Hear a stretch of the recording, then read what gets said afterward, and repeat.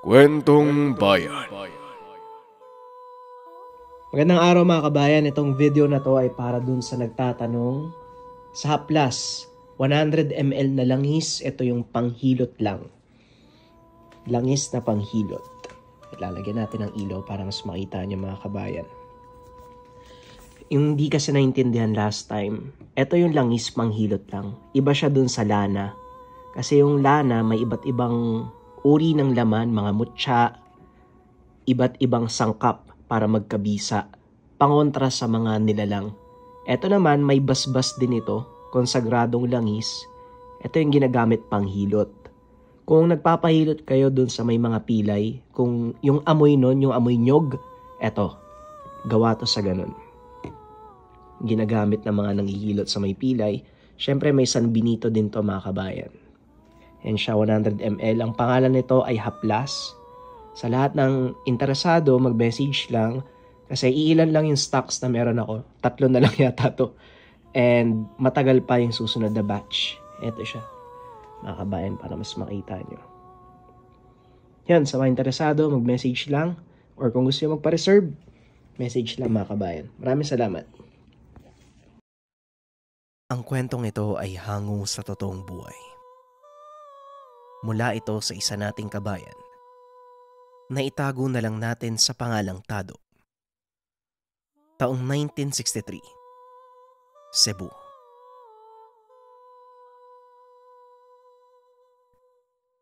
Lumaki si Tado sa hirap ng buhay. Mula na mambabae ang ama at iniwan sila. Si Tado na ang nagbanat ng buto gamit ang minanang pangbukirin sa mga magulang ng ina. Habang si Nanay Guray naman, nagkaroon ng sakit na hindi mahanapan ng lunas ng kahit sinong albularyo. Ano po ba talagang sakit ni Nanay Lolo Ime? Tanong ni Tado.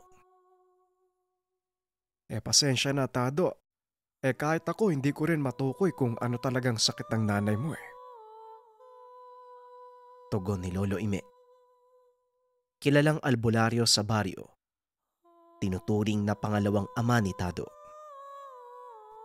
Kaya sa murang edad, nagsilbing padre de pamilya si Tado kay Nanay Guray at 2 kapatid na sina Carlo at Mayeng. Patawarin mo ako anak ha. Wala akong magawa para matulungan ka. Wika ni Nanay Guray. Ayos lang po ito, Nay. Basta magpagaling lang po kayo. Para po makapamasyal tayo sa bayan. Tugon ni Tado. Hindi man niya pinapakita sa pamilya, pero halos maiyak na si Tado sa sobrang hirap ng sitwasyon. Hindi rin niya matanggap ang nangyari sa pamilya. Halos araw-araw itong umiinom at natutong manigarilyo. Pero hindi naman hinahayaan ni Tado na magutom ang pamilya. Palagi niyang sinasabi na hindi siya tutulad sa amang babaero. Hindi ko kayo papabayaan, Mayeng at Carlo. Nandito lang palagi si Kuya.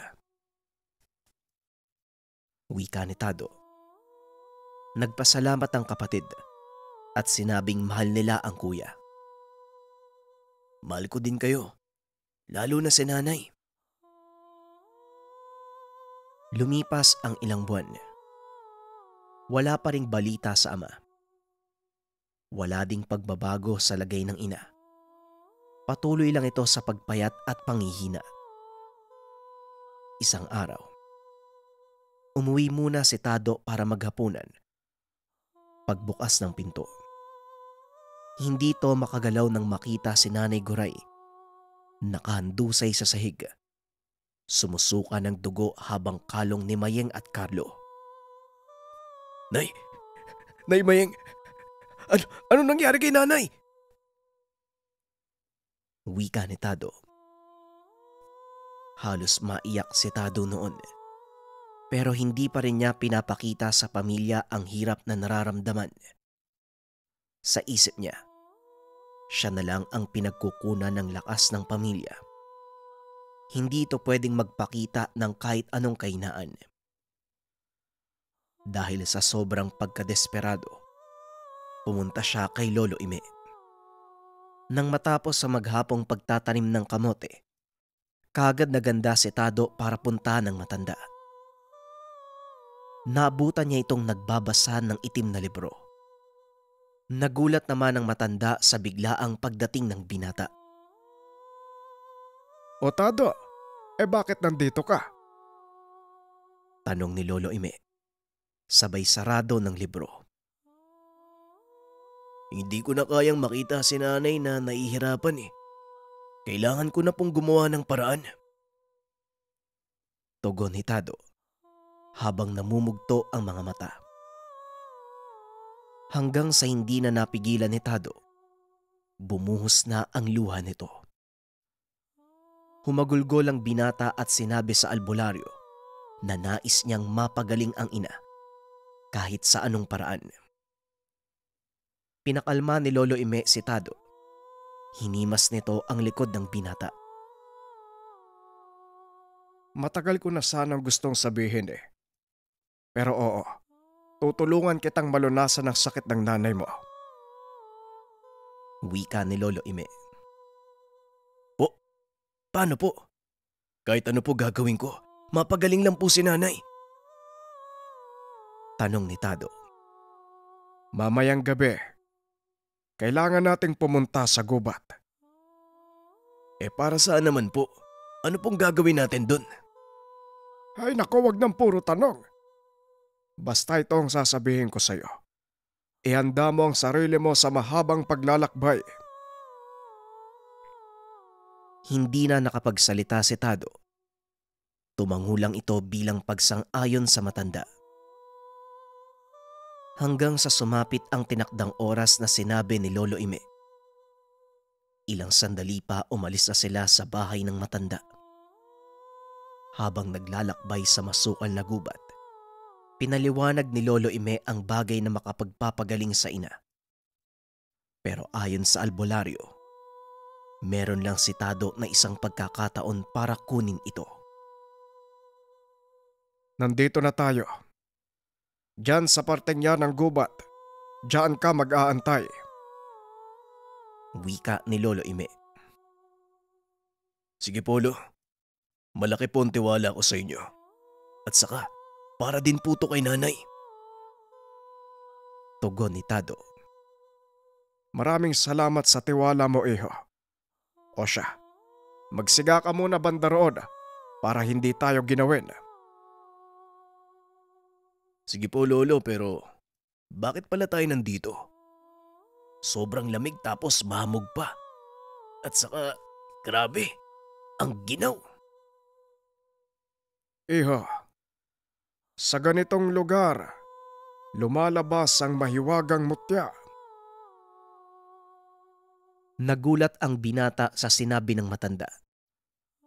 Magtatanong pa sana ito. Pero bigla namang tumahimik si Lolo Ime. Binuksan ng matanda ang itim na libro, kasabay ng pag-usal ng proteksyon sa kanila. Hanggang sa nakaramdam ang dalawa ng senyales na merong mutya sa paligid. Mas lalong lumamig ang lugar at sumama ang panahon. Lumakas ang ulan, kaya hindi nagtagal ay naapula din ang ginawang apoy ni Tado. Sige na, iho. Oras na! Teka, ano pong gagawin ko? Malakas po yung ulan eh. Hindi din ako makakita masyado dahil sa hamog. Mag-intay ka. Dahil ikaw lang ang dapat makakuha ng mutya na yon para mapasunod mo. Sa hindi kalayo ang parte ng gubat, nakita ng dalawa na tila may mga gumagalaw na hindi matukoy na bagay. Dito nila nasaksihan ang pagtubo ng mga kabote. Tumutubo lang ito sa mahamog at malamig na parte ng gubat. Yang mga yan ang sinasabi ko sa'yo, Tado. Mga kabute. Wika ni Lolo Ime. Napakamot naman sa ulo si Tado. Tila hindi ito makapaniwala sa sinabi ng matanda. Oo, Tado. Pero hindi ang mga to ang kailangan mong kunin, kundi ang makinang nauri. Ang tawag dyan ay mutya ng uhong. Isang makapangyarihang kabute na pinaniniwala ang nakakagamot ng kahit anong karamdaman. O siya, sige, hanapin mo. Wika ni Lolo Ime. Opo, Lo. Hanapin ko po. Mapagaling lang po si nanay. Tugon ni Tado. Nagpursige si Tado na matuntun ito. Pero ang mas lalong nagpahirap sa paghahanap, ang malakas na kulog at kidlat na maaaring tumama sa kanya. Lo, natatakot po ako eh. Tulungan niyo ko. Ay nako, kaya mo na yan, Tado. Nasa likod mo lang ako. Dahil sa takot, nanginginig ang mga tuhod ni Tado. Pero pursigido siyang mahanap ang mutya. Hindi inaasahan ni Tado na hindi lang pala sila ang naghahanap dito, kung hindi mga elemento at nilalang na gustong mapasakamay ang mutya. Hindi lang tayo ang nandito. Hindi lang tayo ang gustong makakuha ng mutya. Maraming mga aswang at iba't ibang uri ng nilalag. Wika ni Lolo Ime. Sa huni ng mga nilalang, sobrang natakot ang binata. Hindi sukat akalaing ganito ang kahihinatnan. Ilang beses siyang nilapitan ng mga nilalang, pero hindi siya nagpatinag. Nakakarinig siya ng boses sa iba't ibang parte ng kagubatan. Huwag mo nang subukan, iyo. Mapapahamak ka lang. Wika ng boses.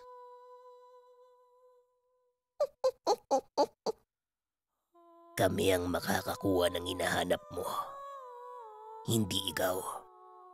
Isang tao. Sige lang. Subukan niyong lumapit sa akin. Ipapalunok ko sa inyo yung hawak kong pangontra. Wika ni Tado. Baon ng binata ang isang uri ng pulbura na ibinigay ni Lolo Ime. Kaya siguradong hindi siya malalapitan ng mga nilalang. Ilang sandali pa ay kumidlat ng napakalakas. Tumama ito sa isang parte ng kagubatan. Ito na ang pinakahinihintay niya. Sumulpot ang kakaibang uri ng kabote. Pabilog ang itsura. Lumiliwanag ito sa buong lugar. Naramdaman din ng binata ang pagkilos ng mga nilalang sa paligid. Na tila ba sabik na sabik ang mga ito na makuha ang mutya. Pero habang nagkakagulo ang dalawa, nilapitan na ni Tado ang mutya ng uhong. Buong tapang niya itong tinakbo. Napasigaw pa ang mga nilalang, pero huli na ang lahat. Nakuha na ni Tado ang mutya. Sa wakas, magagamot ko na yung nanay ko. Maraming salamat sa mutya ng uhong. Wika ni Tado. Habang nakatitig sa nagliliwanag na bagay, hindi niya namalayang hawak na ng mga nilalang si Lolo Ime. Ikaw ang magpasya. Ano ang mas mahalaga sa'yo? Yang mutyang hawak mo o itong matanda? Wika ng nilalang. Sige na, Tado. Tumakas ka na. Gamitin mo ang nakuha mo. Iligtas mo ang sarili mo. Wika ni Lolo Ime habang hawak ng nilalang. May kung anong naramdaman si Tado sa kanyang katawan. May kakaibang init ang hawak na mutya. Para bang may mga salita na kusang pumapasok sa kanyang isipan. Sinubukan niyang gamitin ang mutyang hawak. Pumikit si Tado. Inusalang mga salitang pumapasok sa kanyang isipan. Nag-iba ang pakiramdam sa buong lugar. Mas lalong lumakas ang mga kidlat. Nang mapansin ito ng mga nilalang, tuluyan silang umalis sa lugar kasama si Lolo Ime. Sinabing papakawalan lang nila ang matanda. kung handa na si Tado na ibigay ang mutya. Ang huling sinabi ni Lolo Ime sa kanya, wag na wag ibibigay ang bagay kahit buhay niya ang maging kapalit. Hindi sumuko si Tado sa pagligtas sa matanda. Hinanap niya kung nasaan ang mga ito. Hanggang sa mapadpad siya sa isang lungga. Doon nag-aantay sa kanya ang mga nilalang. Tumambad sa harapan niya ang iba't ibang uri ng nilalang. Halos kasing laki ng puno ang mga ito. Maging ang kanilang balat ay kapareho din ng sa puno. Ibigay mo sa akin yan, kutong lupa. Kung ayaw mong mamatay kayong dalawa. Wika ng isang nilalang. Ito lang ang susi para gumaling ang nanay ko. Kaya hindi ko to ibibigay sa inyo. Wika ni Tado. Napatingin ang binata sa hawak na mutya. Binulungan niya ito na iligtas siya sa anumang kapamakan laban sa mga nilalang na nag-aabang sa kanya. Sa hindi inaasahang pagkakataon, nakarinig siya ng boses sa isipan. Huwag kang mag-alala. Sundin mo ang daloy ng iyong katawan. Huwag kang mag-alinlangan. Wika ng boses. Kagad niyang ginawa ang sinabi nito. Kasabay ng pagkulog sa buong lugar, may kung anong puwersa ang namumuo sa kamay ni Tado. Kinuha niya ang pagkakataon upang gamitin ang enerhiyang ito. Walang pagdadalawang isip na sinugod ang mga nilalang. Nang makita ito ng mga nilalang at elemento, bahagya silang napaatras. O ano? Nasaan yung yabang nyo? Halika kayo dito! Alam ng mga elemento at nilalang ang nagaganap. Si Tado ang pinili ng mutya. Unti-unti na itong tinatanggap ng kanyang katawan. Kaso nga lang hindi pa rin nagpapigil ang mga nilalang. Lahat sila ay sabay-sabay na sumugod kay Tado. Sa bawat paglapit sa kanya ng mga nilalang, isa-isang tumatalsik ang mga ito. Yung iba ay natutumba sa lupa at hindi na nakakatayo pa. Samantalang yung iba naman, nagkakandabali ang mga buto. Kumikinang at lumiliwanag ang buong katawan ng binata. Kahit alam na ng mga nilalang ang kahihinatnan, hindi pa rin sila sumuko sa pagpatay kay Tado. Kaso nga lang kahit gaano sila karami, hindi nagpatinag ang binata. Paulit-ulit na sinalo ang mga atake nila at walang pagdadalawang isip na saktan ang mga nilalang. Sige lang, lumapit lang kayo hanggat gusto nyo. Hindi pa ako pinagpapawisan. Wika ni Tado. Ngunit napahinto siya nang marinig ang isang nilalang. Kung hindi man namin sa'yo makuha ang mutya, pero sigurado ko, may makukuha kaming isang mahalagang bagay sa'yo. Wika ng nilalang. Bumuelo ito ng pagpatay sa matanda. Isang malakas na bigwas ang ginawa ng nilalang, dahilan para mawalan ng malay si Lolo Ime. Masarap bang makita, iyo, na mahirapan ang mahal mo sa buhay? Huwag kang mag-alala. Mas masarap makita kapag naghiwalay ang ulo niya sa katawan niya. Wika ng nilalang. Makikita sa mukha ni Tado ang panggigigil. Ibigay mo sa akin ang mutya. Hindi ko tutuluyan ang matandang to. Simple lang ang gagawin mo. Kaya huwag kang magdalawang isip. Wika ng nilalang. Imbes na ibigay ang gusto nito, biglang nanginig ang buong katawan ng nilalang. Yan ang nababagay sa'yo. Tugon ni Tado. Anong ginawa mo sa akin? Ito ang mga huling salita na sinabi ng nilalang bago unti-unting humiwalay ang ulo niya sa katawan. Dahil sa nangyari, nag-atrasan ang iba pang mga nilalang. Nailigtas niya si Lolo Ime. Lolo, gumising po kayo. Umalis na tayo dito. Wika nito. Bago tuluyang mawala ang mga nilalang, tumigil ang isa sa kanila at tinitigan si Tado. Ramdam niya kung ano ang ibig sabihin ng tingin nito. Anumang oras, babalikan siya ng nilalang. Subukan niyo lang. Sa oras na makita ko kayo uli, kung ano ang nangyari sa mga kasama niyo, yun din ang mangyayari sa inyo. Wika ni Tado. Hanggang sa napansin niya si Lolo Ime. Tila ba nagbabago ang kulay ng balat nito. Binaon ng nilalang ang kanyang kuko. Kumakalat na ang lason sa kanyang katawan. Muli niyang narinig ang boses ng gabay. Gamitin daw ang mutya ng uhong. Pataka nagdagta ang sugat ni Lolo Ime. Matapos magawa ang sinabi ng gabay, unti-unting naghilom ang sugat ng matanda. Maging ang kulay ng kanyang balat, nagbalik sa normal.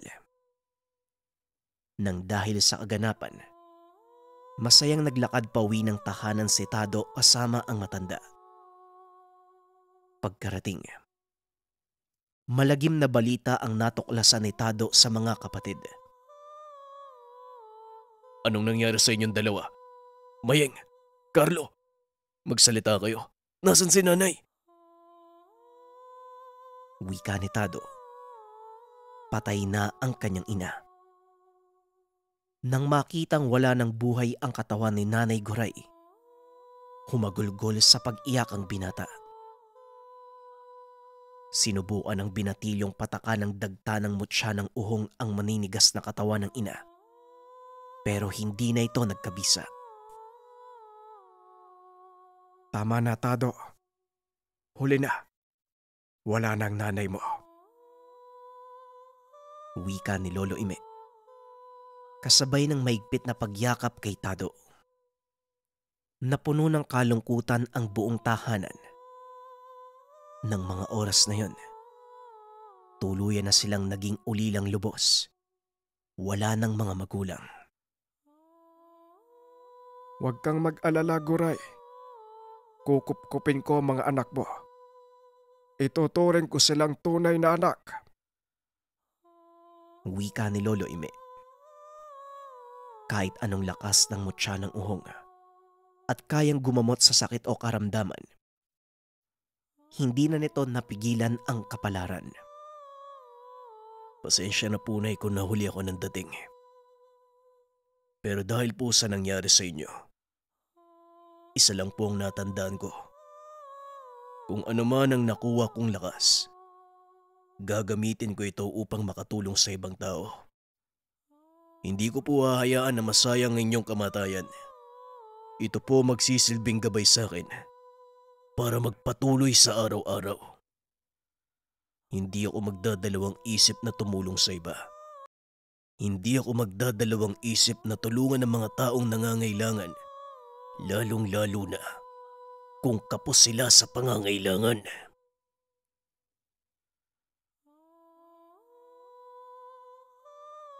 Konting opinion para sa kwento.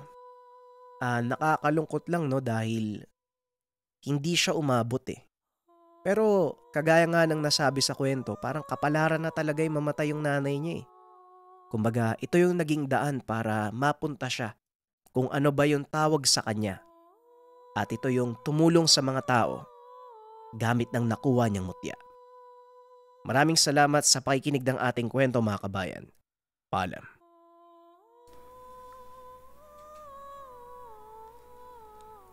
Ang kwentong ito ay hango sa totoong buhay.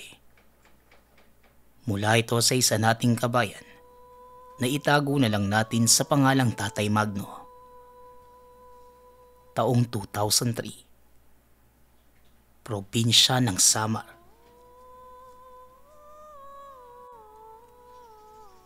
Tay, mukhang pagod na po kayo ah. Sa tingin ko po, oras na para tumigil kayo sa ginagawa nyo. May mga trabaho naman kaming 4 eh. Kaya ka na po namin buhayin. May edad na po kayo eh. Ito na ang oras namin para alagaan naman kayo. Wika ng anak na si Kanor. Oo nga tay, tama si kuya. Tama na po yung pagbabantay niyo sa mga patay. Ayaw namin nakikita ka na halos makuba na sa sementeryo. Dagdag ng isa pa na si Jomar. Mga anak, alam ko naman yon. Yung ibang kapatid niyo, araw-araw din akong tinatawagan. Sinasabing tumigil na ako. Pero malakas pa naman ako at kaya ko pa ang ginagawa ko. Ilang dekada na akong andoon. Mahirap namang kalimutan ang nakasanayan. Tsaka mga anak, mahal ko ang trabaho ko. Halos ito na ang bumuhay sa atin. Doon ko din kinuha ang pagpapaaral sa inyo. Pero hayaan niyo, sasabihin ko na kagad sa inyo kapag hindi ko na kaya. Pero sa ngayon, sige na't magmadali na kayong dalawa. Tanghali na, mahuhuli na kayo sa trabaho. Tugon ni Tatay Magno. Nagkatinginan ang magkapatid. Tahimik nilang tinapos ang almusal. Alam na nilang hindi talaga papayag ang ama sa nais. Pero gayon pa man, hindi nila maiwasang mag-alala sa kondisyon ni Tatay Magno. Palagi nilang inaalala na masyado nang matanda ang ama para magtrabaho. Tagalinis, tagabantay at tagaayos ng sementeryo ang gawain ni Tatay Magno. Minsan, malaki ang kinikita dahil may mga nagpapahukay sa kanya ng bangkay at nagpapagawa ng maayos na himlayan sa minamahal. Sa sobrang dami ng mga namamatay taon-taon, kailangan niyang ayusin ang pagkakahanay ng mga nicho. Ayon sa taon kung kailan pumanaw ang nakalibing. Sa ilang taon na pagiging sepulturero, halos memoryado niya lahat ng nichong naroon. Naiintindihan ni Tatay Magno ang mga anak. Nais na itong tumigil na siya dahil sa sobrang pag-aalala. Pero para sa kanya, buhay na niya ang pagiging sepulturero. Matapos kumain, may isang mensahero na nagdala ng liham na mula pa sa taong nakikisuyo sa kanya para hanapin kung saan naroon ang libingan ng isang nagngangalang Aurelio. Ayon sa sulat, nakikiusap itong hanapin ang nicho at kung pwede ay hukayin sa araw ng Biyernes.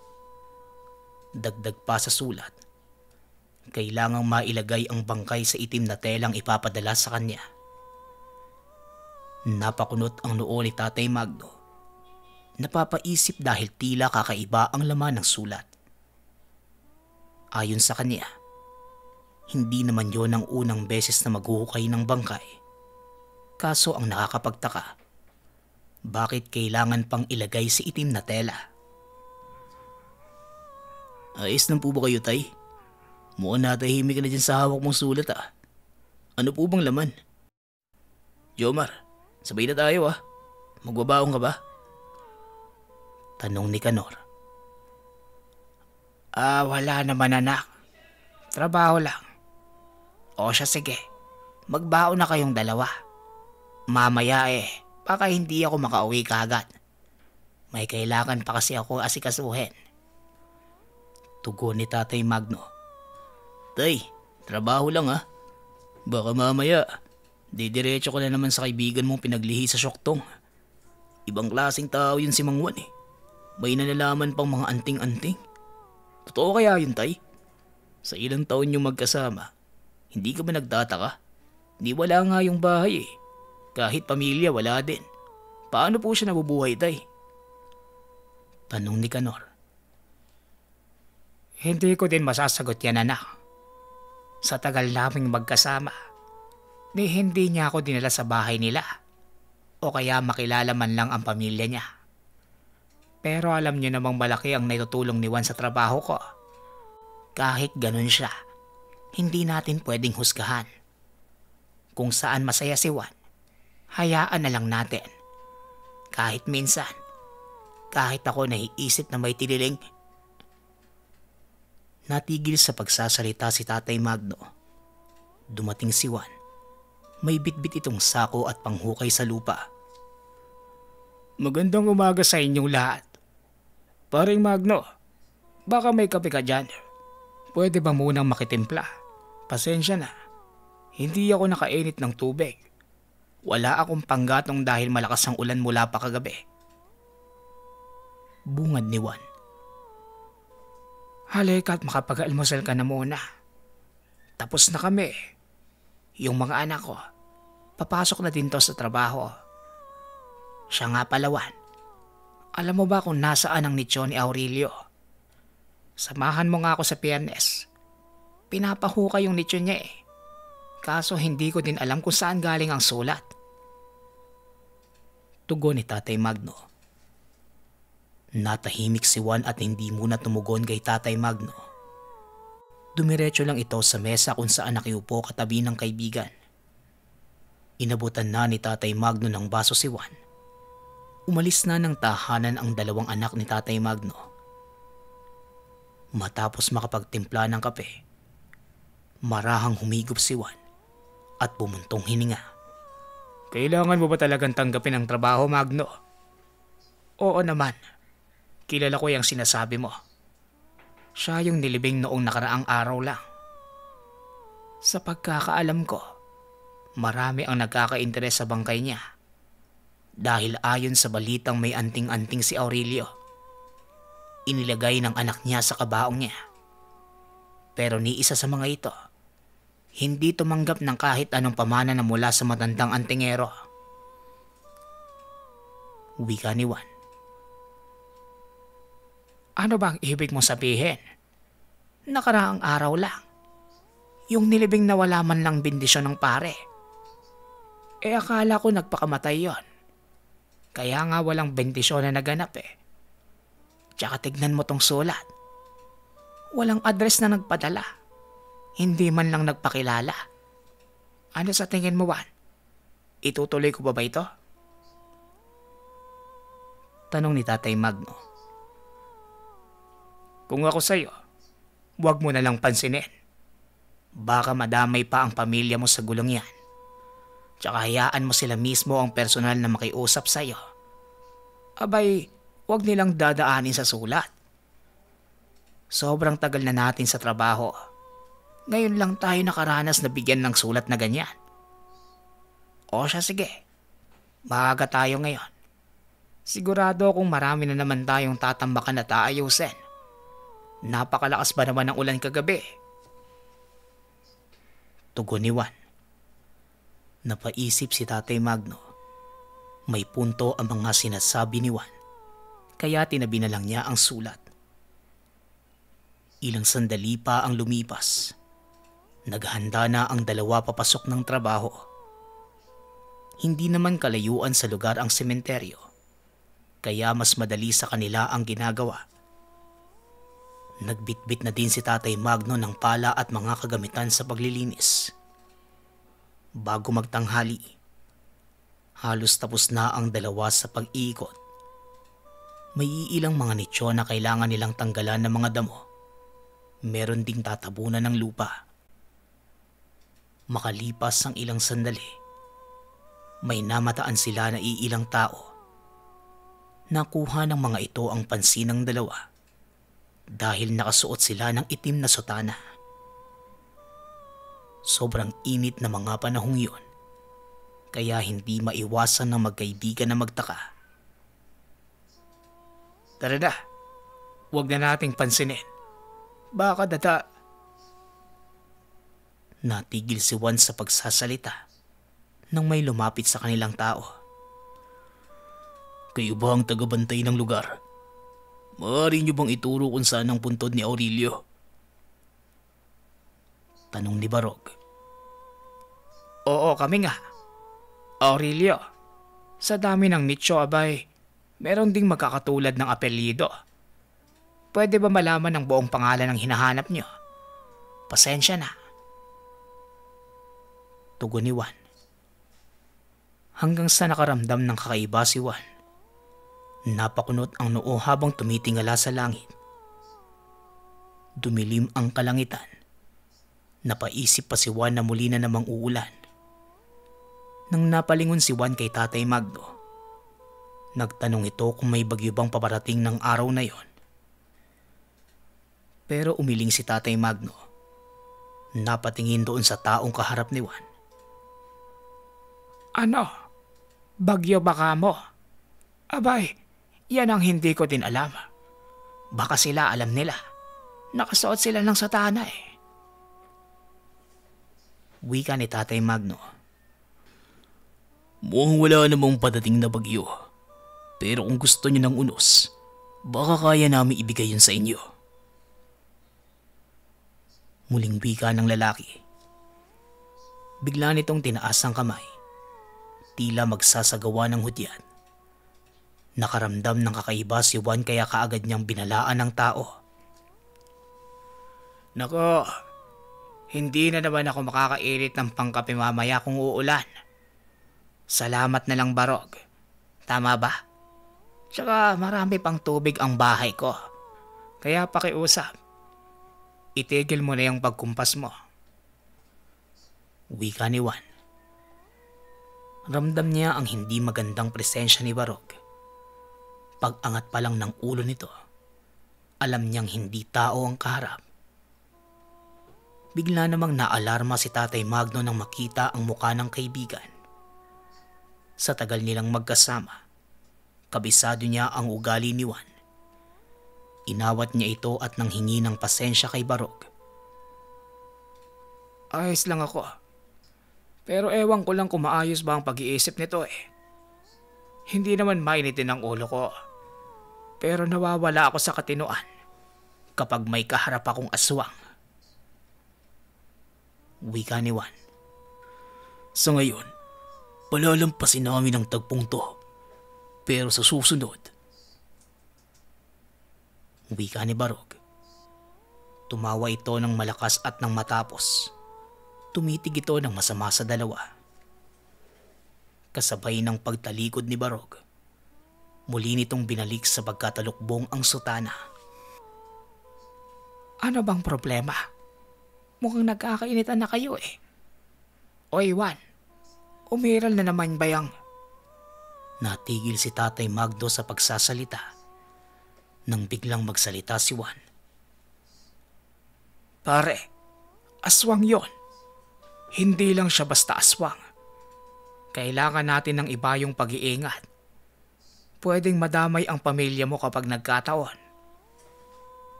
Sabat ni Juan. Sa tagal nating nagtatrabaho dito, ngayon lang yan nangyari. Tsaka madadamay. Ano bang sinasabi mo, Juan? Tara na nga. Hapon at hindi pa tayo nagtatanghalian. Sumama ka na lang sa bahay. Doon na tayo kumain. Tugon ni Tatay Magno.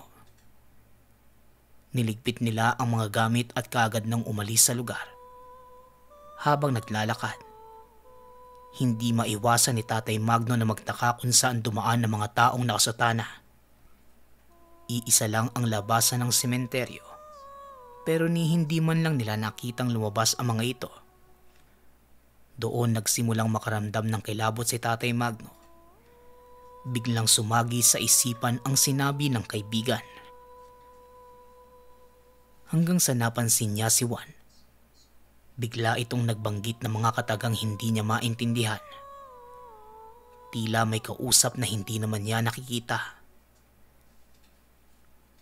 Juan, ano ba yung sinasabi mo?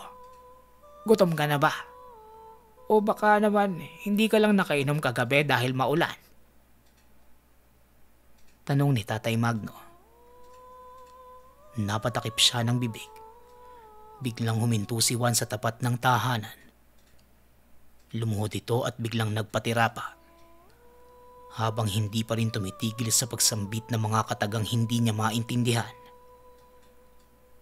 Napakru si Tatay Magno.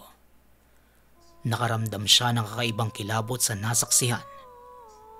Imbes na sawayin ng kaibigan, Hinayaan na muna ni Tatay Magno si Juan na tapusin ang ginagawa. Maya-maya pa, tumayo na si Juan at tila may iniihip sa hangin. Samantalang tahimik lang na nagmamasid si Tatay Magno. Alam niyang may mga pinaniniwalaan si Juan na hindi abot ng pag-iisip. Kaya nilirespeto na lang niya kung ano man ang paniniwala nito. Delikato. Dumaan sila dito sa bahay mo, pare.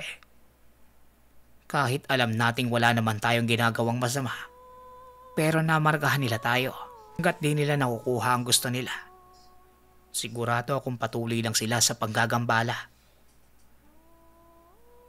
Wika ni Juan. Tara na nga muna. Wala akong maintindihan sa sinasabi mo eh. Paano ka naman nakakasiguradong dumaan sila dito? Wala naman tayong nakita pagdating natin. Tanong ni Tatay Magno. Nararamdaman ko lang. Naiwan pa ang presensya nila dito sa lugar. Kailangan nating maghanda. Baka magaya tayo kay Aurelio. Tugon ni Juan. Napakunot ang noo ni Tatay Magno. Ilang saglit lang ang lumipas. Bigla muling bumagsak ang malakas na ulan. Napailing si Juan. Mawawalan ng bisa ang ginawa niyang proteksyon sa lugar. Tumagal ang ulan hanggang sa magdilim ang paligid.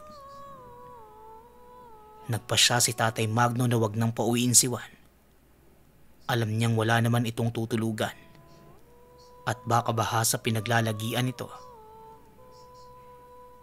Nagdatingan na din mula sa trabaho ang dalawang binata.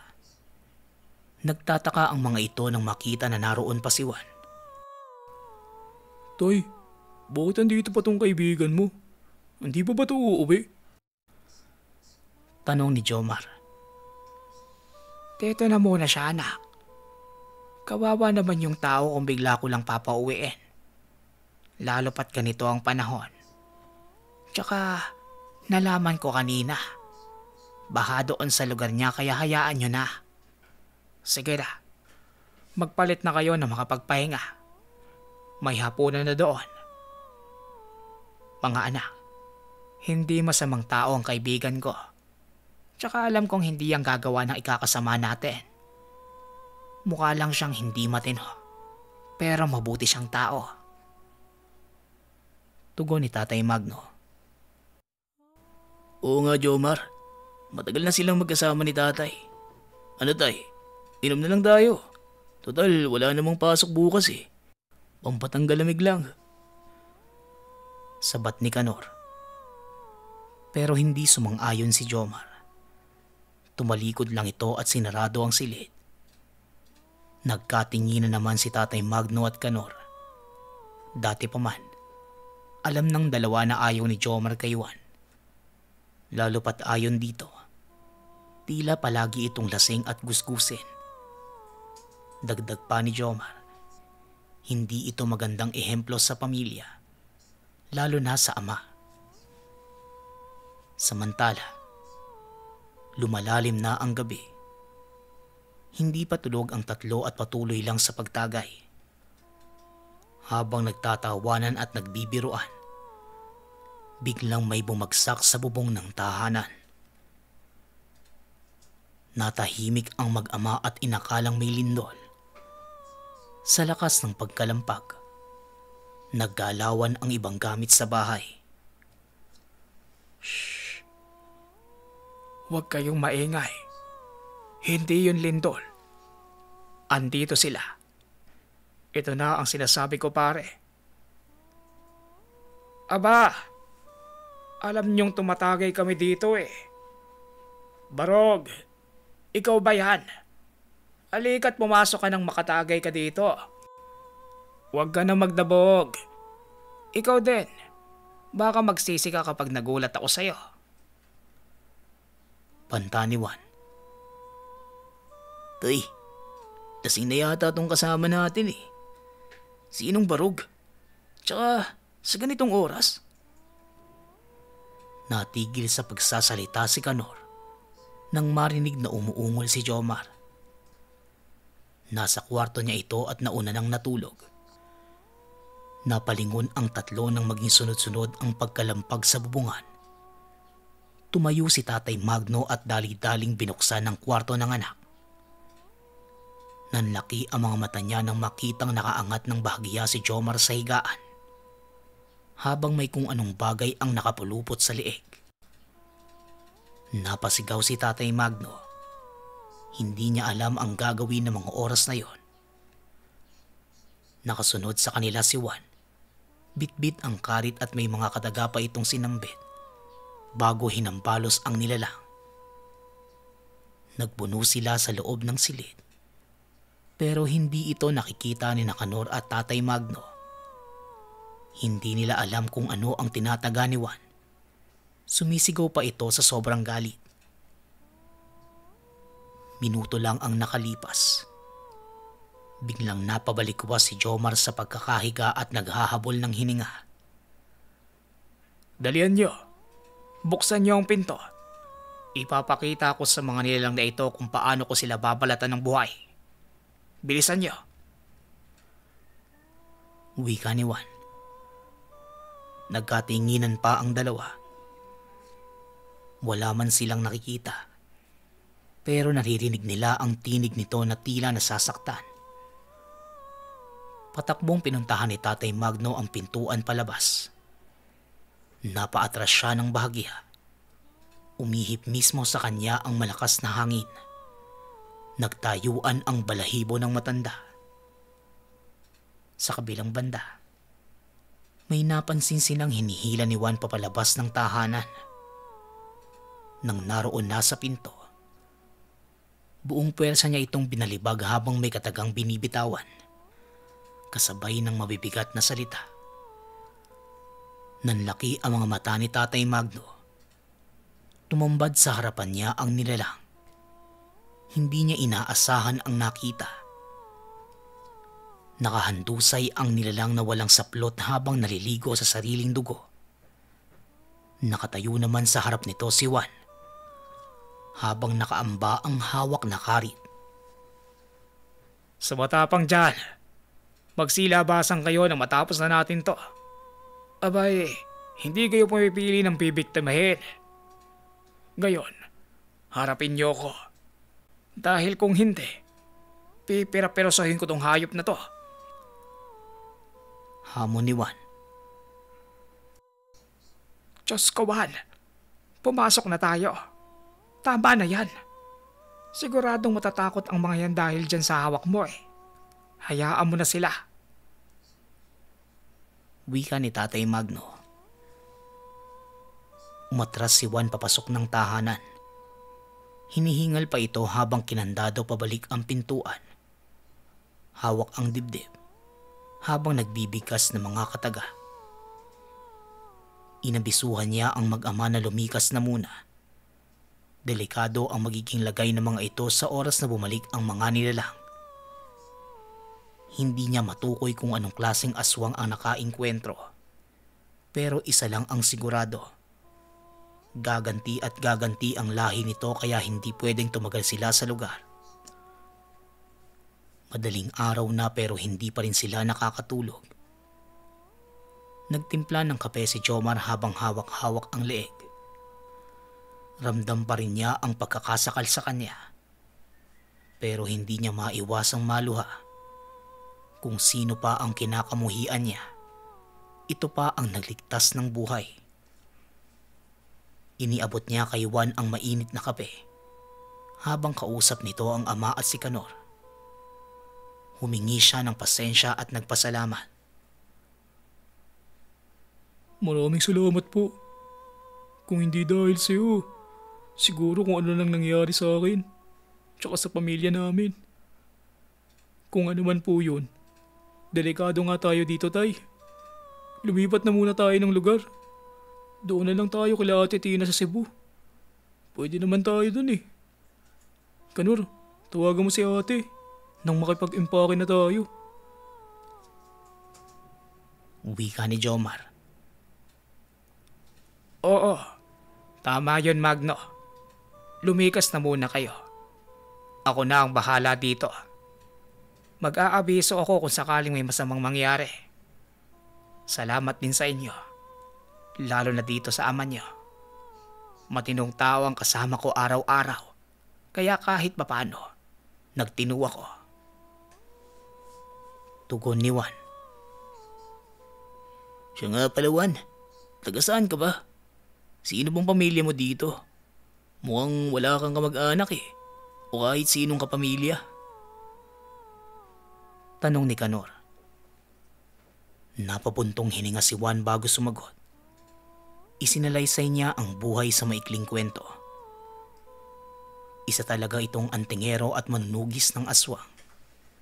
Mula nang pinasok ang katungkulan, kinalimutan niya na meron siyang kaanak at pamilya. Ayaw niyang madamay ang mga ito sa mga ginagawa. Pero kahit ganun, lihim niyang pinoprotektahan sa malayo ang pamilya. Napahanga ang magkapatid sa tibay ni Juan, maging si Tatay Magno, sa hinaba-haba ng taon nilang magkasama. Doon pa lang niya nalaman ang makulay na kwento ng buhay ni Juan. Bago pa man pumutok ang araw, umalis na ang mag-ama. Ibinili na lang nila ang tahanan kay Juan.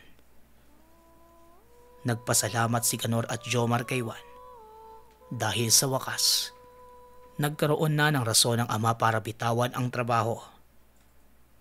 Napangiti ang mga ito at niyakap si Juan bago umalis. Makalipas ang ilang buwan, nakibalita sila kung ano na ang nangyayari kay Juan. Naroon pa rin ito sa lugar pero hindi na makapagtrabaho ng maayos. Naputol ang kaliwang kamay nito. Inilahad ni Juan sa liham niya ang mga nangyayari, maging doon sa nagpapahanap ng lechon ni Aurelio. Anak pala nito ang nagpapahanap sa ama at nais na lang sanang sunugin ang bangkay. Namatay pala si Aurelio dahil sa sumpa ng mangkukulam na aswang. Ginawa naman ni Juan ang kagustuhan ng pamilya ni Aurelio. Pero dahil dito, marami siyang naging kaaway. Nagpasalamat naman ang pamilya ni Tatay Magno dahil sa katapangan ni Juan. Para makaganti, pinapadalhan nila ito ng pera bilang tulong kay Juan. Hanggang sa isang araw, nakatanggap na lang sila ng malungkot na balita. Liham na galing sa kapitbahay sa dating lugar. Pumanaw na si Juan. Nagdalamhati ang pamilya. Yon ang dahilan kung bakit hindi na muling bumalik pa si Tatay Magno sa lugar. Sa kasalukuyan, sobrang tanda na ni Tatay Magno. May mga pamilya na din si Jomar at Kanor. Pero hindi pa rin niya makakalimutan ang kaibigang binuwis ang sariling buhay para sa pamilya niya. Si Juan, ang supulturerong antingero.